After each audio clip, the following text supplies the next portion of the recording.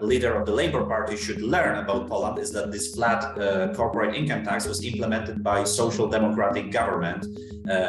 So the left-wing party in Poland implemented this because they understood that this was important for economic growth, for growth of companies, for attracting both Polish and foreign businesses to invest in Poland.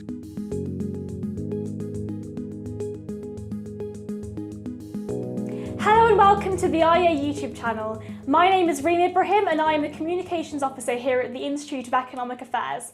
I am delighted to be joined by Marek Tatala. Marek is an economist who works in public policy, communication, regulation, law and economics. He is a graduate of economics and politics at the University of Bristol and a graduate of economics at the Warsaw School of Economics in Poland. From 2013 to 2021, Marek was the Vice President of the Civil Development Forum, a think tank based in Poland and founded by Balcerowicz. As of 2021, Marek is the CEO of the Economic Freedom Foundation. Their mission is to invest in the most valuable initiatives for economic freedom and to create a space for cooperation and integration of free market advocates. Earlier this week, Labour leader Keir Starmer warned that Poland is on course to overtake the UK within a decade in terms of the size of the economy per person. Labour has said that the Tories have put the economy on a path of decline, and if recent growth trends continued, people in the UK would be worse off than Poland's population by 2030. It is said that the UK GDP per capita grew at an average annual rate of 0.5% in real terms between 2010 and 2021, while Poland's grew by 3.6% based on World Bank data. If those trends continue, by 2030, people in the UK would each be £500 poorer than Poland's population. Labour has said that by 2040, it would have fallen behind Hungary and Romania also. So, Marek, why has Poland found so much economic success in recent years? I think what is important about economic successes in Poland is that many things happened not thanks to some great economic policies, but despite of some bad economic policies. But we had also a long history of good economic policy in the past before current Law and Justice government took power. And I think that there are a few elements that are worth to mention. First, Poland is an open economy, so exports and in general business activity that is devoted to exporting and to other countries of the Europe is important for our economic growth. Second aspect are people. So on the one hand, labor costs are still not as high as in some other Western European countries, so we were able to compete in this aspect.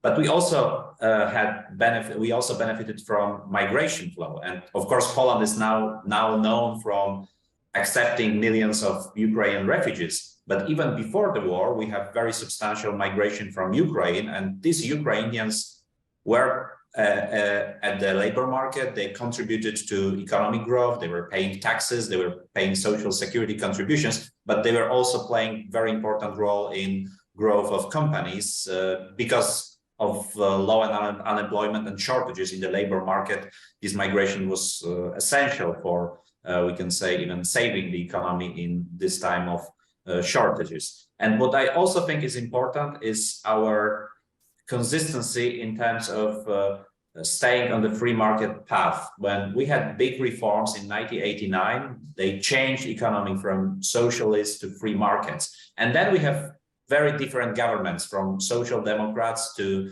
right-wing governments, to some liberals in power. But all of them were trying to maintain this free market path. They, of course, some of them expanded welfare state, some of them did some good reforms, but there was acceptance that, you know, free market economy is a good solution. And I think also strong acceptance of this view among Polish population. That's fascinating. So do you think that across the political spectrum in Poland, there is a general consensus that free markets are the way forward? I think this consensus was much stronger 10 years ago. It is now, unfortunately, not present in all political options. The ruling party, which is called Law and Justice, and they are, presented as a right-wing party. They were in the same group as British Conservatives in the European Parliament. I would say there are, in some aspects of economic policies, more leftist than previous social democratic governments. And we also have radicalization of some left-wing movements. And it is especially visible among young population. So among people my age and older, there is still big appreciation to what happened in Poland in 1989, to these free market reforms. But you have more and more people who never lived under socialists, who don't remember the past. The educational system is not so good about speaking about these changes, about failures of socialism and successes of free market reforms. So unfortunately, this consensus that free market is a good solution is not as strong as in the past. That's fascinating. And I wonder if you can tell me a bit about the Balcerowicz reforms. What were they and what were their impact?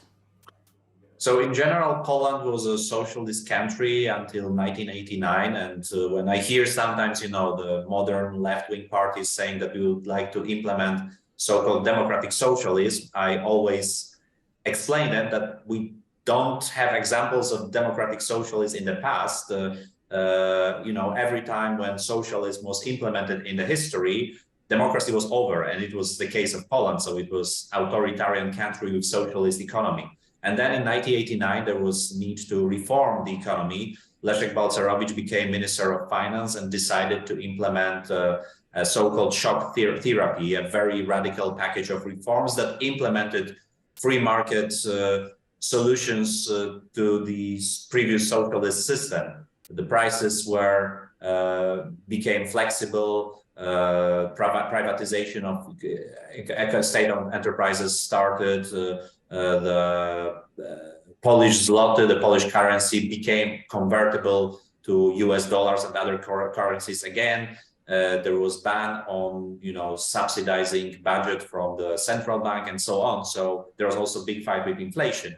And these reforms were very complex, but they succeeded. Poland was the fastest growing country in Central and Eastern Europe, in all post-socialist bloc, we can say. There was no country as successful in Poland. But of course, our gap between, Poland and Germany, United Kingdom, United States was huge in 1989. So we only managed to catch up, with some countries in other regions, but there is still a gap between Poland and more developed economic countries. So we still need to do some progress in terms of reforming our economy and having policies that are good for long-term economic growth. Yeah, and I think we'll come to what you think the sort of long-term solution will be in a minute. But I think it's interesting with Poland making the headlines recently in the United Kingdom because at the moment we have the highest tax burden in 70 years in the United Kingdom under a Conservative government. And I think what's fascinating is that the Labour leader, Keir Starmer, compared the United Kingdom's growth to Poland's and obviously made the point that Poland will eventually outgrow the UK if trends continue, if these current trends continue. But he also still supports the rising corporation tax to 25%. Poland, to my understanding, have a corporation tax rate of about 19%. How much do you think that has impacted the level of growth that Poland have had and also the resilience of the Polish economy? I think flat corporate income tax, 19% in Poland, was a very important achievement. And what I think the leader of the Labour Party should learn about Poland is that this flat corporate income tax was implemented by social democratic government. So the left-wing party in Poland implemented this because they understood that this was important for economic growth, for growth of companies, for attracting both Polish and foreign businesses to invest in Poland. So this is important thing. And of course, we also hear in Poland from some more radical left-wing parties that there should be some changes in corporate income tax, some progressivity should be implemented, but this will be really wrong solution. What we should think about in Poland is even more reforms in this area. There are very good examples for example, from Estonia in terms of taxation, so that the profits of companies which are reinvested, they are not really taxed. And this also creates incentives for growth of companies. And what is also important is that other taxes are still not as high as in Western Europe. The problem is that there are also, tendencies among populist right and populist left to say, oh, we should, be like Western Europe, meaning have higher taxation. And we often warn them that, we still need to close this gap that was created by socialism. And increasing taxation is not really a good solution. Taxes don't create economic growth. Fantastic. And now just sort of thinking about the Balcerowicz reforms specifically, what were they specifically, and why did they impact the Polish economy so much? So Poland was one of the poorest countries in the socialist bloc. Czechoslovakia, some countries in the Balkan, like Yugoslavia, that is now split into several countries, had higher GDP per capita. What is also interesting, Ukrainian part of Soviet Union have almost the same GDP per capita as Poland in 1989. And then Poland decided to take the reform path. So the central planning was over, privatization was initiated, and it did not lead to oligarchization of the economy. The deregulation happened. A lot of private enterprises started to appear, and there was very strong fight with inflation. Ukraine didn't take this reform path in early 90s. And in 2014, when the revolution started against pro-Russian and pro-Putin administration there, they were a country much poorer than Poland. So many Ukrainians were actually looking, and still are looking, at Poland as an example, something that they would like to copy. So the Balcerowicz plan, they initiated free market path, and then it was continued or followed by other governments. I think nowadays with the Law and Justice government, we have the biggest attempts to move away from this path. We have actually the renationalizations of the economy, and it's not only about banking sector, energy, but they were renationalizing, cable cars in the mountains or things like this, like things for tourist activities, which is ridiculous, because with energy you can still use justification of strategic importance. But I don't think what is strategic importance of ski resorts that are owned by the government. And what is also important, that because of openness of the economy, for us, very important moment was joining the European Union, and not because of the EU subsidies. Sometimes a lot of people in Poland, but also abroad, think that, most benefits for Central and Eastern Europe from joining the EU were EU subsidies. And this is not true. When you look at data, much more important was opening of the economy, meaning access to the single market, and it benefited Polish companies, it benefited Polish customers. This is the pillar of the EU integration that we should strengthen and we should appreciate. And it is why we also had this boost of GDP growth after accession to the European Union.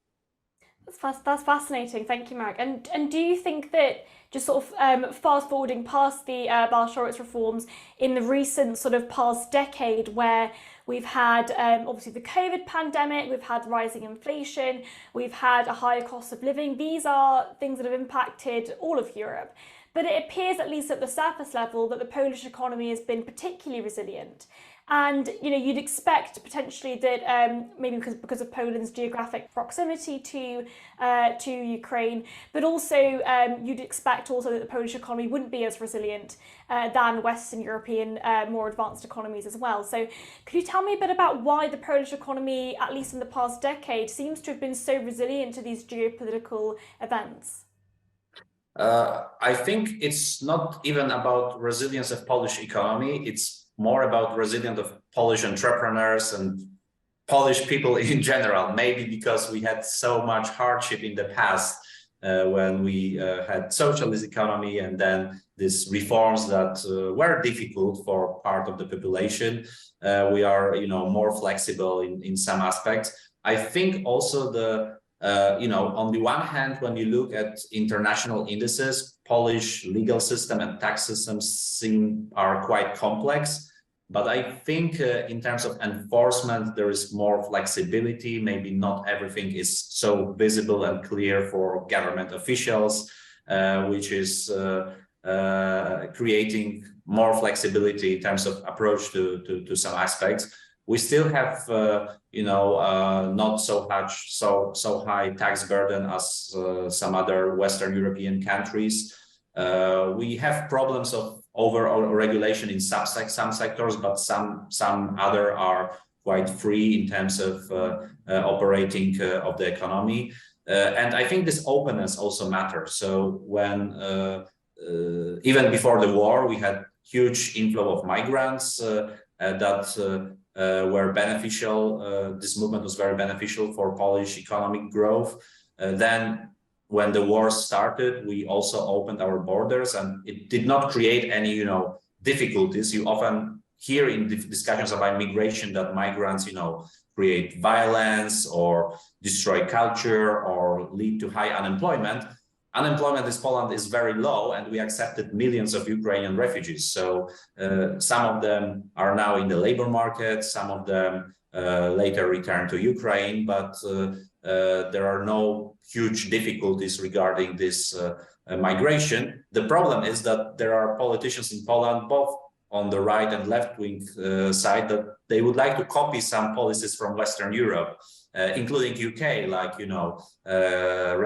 more regulations on the housing market, for example. And they believe, if we regulate housing markets, then prices of housing will go down. And I know from UK, and I think you know even more that regulations don't really help in lowering prices of housing in Britain. Absolutely not. Yeah, I mean, the housing issue, I think, is a particularly interesting one because, in the UK, our housing market is incredibly broken. We've got incredibly high house prices. We're not really building as much as we need to meet demand. Most people in my generation won't be able to afford their own homes. It used to be until the age of 30, maybe even older now. What do you think the solution is for Poland, and how the discourse occurred in Poland when it came to the housing issue? I think the big discussion started when Ukrainian refugees started to come to Poland, because it, of course, created extra, demand for flats, for housing, and then the prices started to increase. Then inflation plus growth of interest rates also had an impact, and the cost of mortgage loans became much higher. So this created, demand on the political side to find some solutions. But unfortunately, majority of the solutions that are proposed are usually, they say, something like this operates in Western European countries, but they don't really see and speak about the problems that these policies create in these countries. And these problems are usually higher prices of flats for rent or to buy, and not lower. So we try to warn and also use, research and analysis of case studies of other countries to warn politicians that these are not good solutions. And by the way, inflation is a very big issue in Poland, big problem. Nowadays, we have one of the highest inflation rates in Europe. And here, politicians, the ruling politicians and the central bank, they sometimes try to blame Putin. So they say, they even use hashtag Putinflation, saying, it's not our fault. But of course, it is also their fault. I would love to have Putin inflation plus zero, but it's Putin inflation plus a lot of other types of inflation created by domestic fiscal policy, expansionary fiscal policy, too loose monetary policy, too much money put into the economy during COVID-19. And unfortunately, the willingness to fight with this inflation is now quite low. Elections are coming this year, so this is usually not a good time for sound economic policy and the very good time for a lot of populist proposals. Yeah, it's interesting. Around the time of elections, you tend to see governments increasing spending, because it's sort of, when you increase the amount of handouts that the people can immediately feel, they are more likely to vote for the incumbent party. It's also interesting that comparison with inflation. We recently had our Chancellor Jeremy Hunt make a video, explain a video using coffee cups where he explained inflation and said that the two main causes were the Russia-Ukraine war and the COVID-19 pandemic. No mention at all of government fiscal policy as a cause of inflation either. So it's interesting how politicians across the world tend to ignore the fact that they, generally speaking, have been the cause of inflation with their own fiscal policy.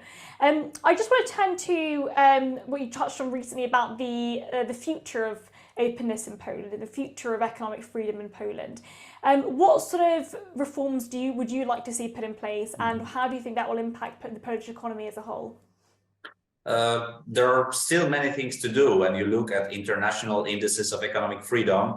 Unfortunately, Poland is still behind United Kingdom in many of them, and to have stable and high long-term economic growth, we need to advance in economic freedom, in competitiveness of the economy, in flexibility of the economy. So I think first what we should do is to stop renationalization processes in the economy. We should actually go back to privatization. When you look at top 100 companies in Poland, the biggest companies, we have one of the highest share of government-owned companies in this 100 top big businesses. And so there is a huge space for privatization and depolitization of the economy in Poland. Then we have room for deregulation in some sectors, like, for example, energy sector, to end, energy state-owned monopolies and allow competition and more competition there.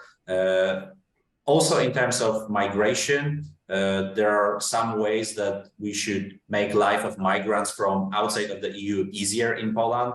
Always when I say about my approach to migration, we should implement policy EU +0, meaning we should have only these regulations that are necessary to be in the Schengen Union, in the European Union regarding our external EU border, but on other ways should be very flexible and attract these workers from Ukraine, but also from other Eastern European countries or even Asia or some other destinations to come to Poland and contribute to our economy, because demographic situation is not really good. Poland has extremely low birth rate. We have aging population, and we still have quite a young population in comparison to some other countries in Western Europe, but we will age in the future. And for example, for sustainability of our pension system, what we need is either more children, and I don't see this will happen even if we have the greatest, incentives and created by politicians, or more migration. And I think migration is also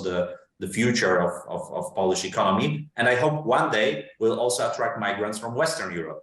Now the gap is very big, but when the gap will be closer between Poland and Germany, France, United Kingdom, maybe this will be an attractive place to live for people from these countries as well. Well, I can certainly say that if things continue the way they do in the United Kingdom, I'm sure that many of us will want to move to Poland if things continue the way they do. So clearly there are a lot of things that we can learn from the Polish economy and from those reforms that were implemented in the late 80s as well. Do you think that sort of the work of free marketeers in Poland will continue to be sustained throughout with the Polish government? Do you think the Polish government are quite receptive to free market reforms, or do you think actually they might steer the other way close to the election? Unfortunately, current government, which is, they call themselves conservatives or right-wing government, but in terms of economy, they move towards very populist, sometimes very, leftist policies. So they are not really listening to free market messages. Elections are coming, so I hope there might be some political changes that will create a government that will be more happy to listen to free market solutions that are, essential to achieve very important goal, so that Poland will finally be, in terms of GDP per capita, as countries in Western Europe. We wasted 40 years or over 40 years because of socialism, so we have to, do some more free market reforms to finally, end this heritage regarding to socialists and be like, Western European countries in terms of quality of living. So we are doing our work. There are many Polish think tanks supporting, free market solutions. There is our foundation that supports liberty movement in Poland. But we are also, happy to learn from others. So I'm great that IEA is operating. Mark Littlewood was once my mentor in one of the programs sponsored by the Atlas Network. So I am learning also from what you are doing in Britain. And I am glad that you are also interested in what is happening in Poland. Absolutely. And can you tell me a bit about the work that your organization does in Poland and what the sort of the freedom movement is like in Poland? So our foundation, Economic Freedom Foundation, is a very unique thing. This is like a foundation supporting other groups in Poland, created by a Polish entrepreneur who himself believes in free market solutions and classical liberal economic policy. He's a successful Polish entrepreneur, but he's also present in UK market. He's a glass producer, so many developments in London, for example, in the city, are produced by the glass that is created in his companies in UK, Wales, and England. So we are happy to have business people like this who want to invest in the liberty movement. But we also have some think tanks. I used to work in Civil Development Forum, which is a very successful think tank created by Balcerowicz, the reformer that we mentioned, the guy who converted or moved our economy from socialist to free market. And they are doing a lot of research in terms of fiscal policy, labor market regulations, now also migration policy. But we also support other groups. For example, a very important topic for us is rule of law. This is something that Poland also deteriorated in many indices of rule of law in the past because of some policies that try to, capture or lower independence of judiciary system. So we invest also in projects related to rule of law, in economic education, also in projects that are connected to promoting stronger position of Poland in the EU, and by stronger I also mean stronger at the single market, so that our companies are present in Europe and benefit from united European economy. That's fantastic. Thank you so much, Marek. Well, I think that's all we've got time for today. Thank you so much for taking the time to talk to me. And thank you for everybody that's listening as well. Please hit the subscribe button, and if you'd like to support the IEA's digital content, then do consider donating to the IEA's Patreon, the details of which can be found in the show notes below. Thank you. Thank you. Well, if you enjoyed that conversation, why not watch one of these other videos? And while you're here, remember to hit the subscribe button and the notification bell. That way, you'll never miss out on a single IEA broadcast.